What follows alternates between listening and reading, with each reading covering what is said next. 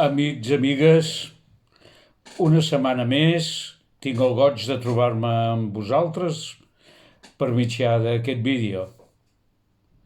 Avui l'Església, en aquest quart diumenge de Pasqua, celebra el diumenge del Bon Pastor. Tots hem vist alguna vegada o altra aquella representació que ja trobem en les catacombes, de que se'ns presenta Jesús amb una ovella a les espatlles, una ovella a coll i bé. És la imatge que durant molt de temps els primers cristians van contemplar, així com ara nosaltres contemplem el crucifix, el Sant Crist. Pels primers cristians la imatge del Jesús clavat en la creu els hi era una imatge que els feria molt la seva sensibilitat, ja que els recordava tots els proscrits que en aquell moment eren executats. En canvi, la imatge del Jesús com el bon pastor, portant les ovelles en les seves espatlles, els hi recordava i ens recorda a tots nosaltres la tendresa, l'amor que Déu té per cadascú de nosaltres. I mireu, en aquest diumenge del Bon Pastor hem llegit com a segona lectura un fragment de la carta primera de Sant Joan. És un fragment que ara els el llegiré, és breu, però que diu en poques paraules allò que és el nucli de la nostra esperança, allò que és el nucli del que nosaltres hem de donar gràcies a Déu. Però llegim-lo. Diu: estimats, mireu quina prova d'amor ens ha donat el Pare. Déu ens reconeix com a fills i ho som. Per això el món no ens reconeix com no l'ha reconegut a ells. Sí, estimats, ara ja som fills de Déu, però encara no s'ha manifestat com serem. Sabem que quan es manifestarà serem semblants a ell, perquè el veurem tal com és. En molt poques paraules se'ns diu moltes coses. En primer lloc, Déu és amor. Aquesta és la idea bàsica de l'Evangeli de Sant Joan. Déu ens estima. Però el seu amor no és tan sols de paraules, sinó que és de fets. I quina és la prova de l'amor que Déu ens té? És que Déu ens reconeix com a fills. I l'evangelista ho subratlla. I ho som. Ja sé que moltes vegades l'hem dit aquesta expressió, i que fins i tot de vegades ha sigut una paraula o una expressió col·loquial davant de qualsevol fet de dir fillets de Déu. Però analitzem, o millor dit, contemplem el que significa això. Déu no és el jutge. Déu no és el que ens demana comptes. Déu no és el nostre rival. Déu és el pare i la mare. Déu ens reconeix com a fills. I ho som. Som fills de Déu. Formem part de la gran família de Déu. Tenim a Jesucrist com a germà. I tots nosaltres som germans i germanes. Ja ho sé que això ho hem dit moltes vegades, però si ens prenem seriosament això, doncs la nostra societat seria diferent.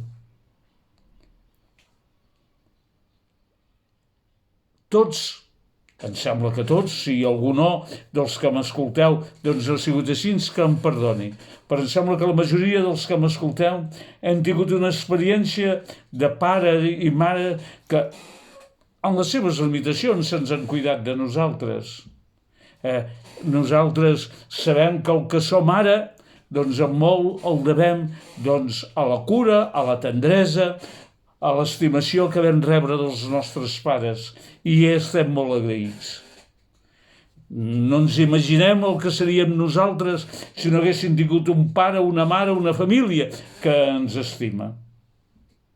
Doncs així mateix ens ho hem d'expressar davant de Déu. Què seríem nosaltres, la nostra sort, si no fos que el Déu que ens ha creat, en aquest Déu en què ens movem, vivim i som, és el Déu que ens estima i que ens estima com un pare i una mare i que ens ha donat la gran dignitat de ser fills seus. Per això el món no ens reconeix, perquè si nosaltres vivim com a fills de Déu, vol dir que creiem en la fraternitat universal, creiem en la comunió total entre uns i els altres. No som els uns i els altres, sinó som tots. Mireu quina prova d'amor Déu ens reconeix com a fills, nosaltres ho som. I si vivim així, el món, no, perquè el món està fet de tensions, el món està fet de competències, el món és del que guanya més. Els germans, quan s'estimen, quan viuen la fraternitat universal, són els que s'ajuden. I encara l'evangelista Joan encara ens diu més. Si estimats, ara ja som fills de Déu. I ens adverteix i ens diu, però encara no s'ha manifestat com serem. Si ara Déu ens estima i vetlla per tots nosaltres, però encara hi ha més, perquè se'ns diu que quan es manifestarà serem semblants a ell. Perquè el veurem tal com és. Aquesta és la nostra fi. Vivim en moments difícils. Hi ha molta gent que hi pateix, que sofreix. Però ànims, no ens desanimem, tenim esperança. Déu ens estima, ens acompanya.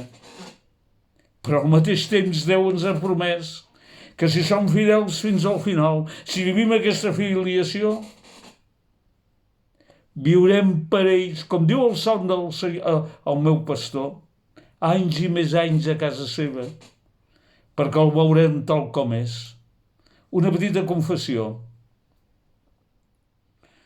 A mesura que passen els anys i que un ja es fa gran, ha perdut ja aquelles velleitats que tenia la joventut, de voler saber moltes coses, de voler aconseguir moltes coses. Encara tinc moltes aspiracions.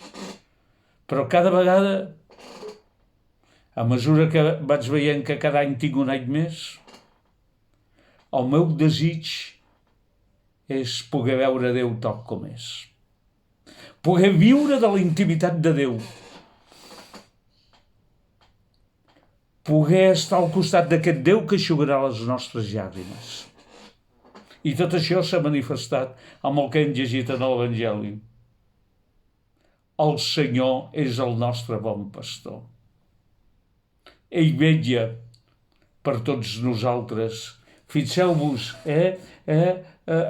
de quina manera diu, que ell vetlla, dona la seva vida per tots nosaltres. Ell no abandona les seves ovelles.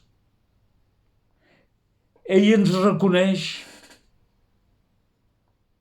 És una manera també de dir-nos com ens estima aquest Déu que és pare i mare. Ell dona la seva vida. Jesús dona la seva vida. Ningú li pren, sinó que ell la dona. Avui, diumenge del Bon Pastor. Diumenge en la qual se'ns diu que nosaltres tenim algú que ens guia, que ens acompanya, que vetlla, que està per nosaltres. És la manifestació d'aquest Déu que ens reconeix com a fills. Deixem-ho aquí, perquè avui el que hem de contemplar és que Déu ens estima, Déu és bo i vol el millor per tots nosaltres. Ànims i esperança enmig d'un món amb tantes dificultats.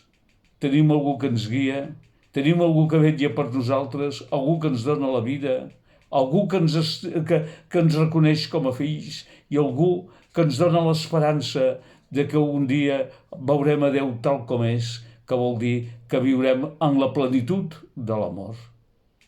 Amics i amigues, molt bon diumenge.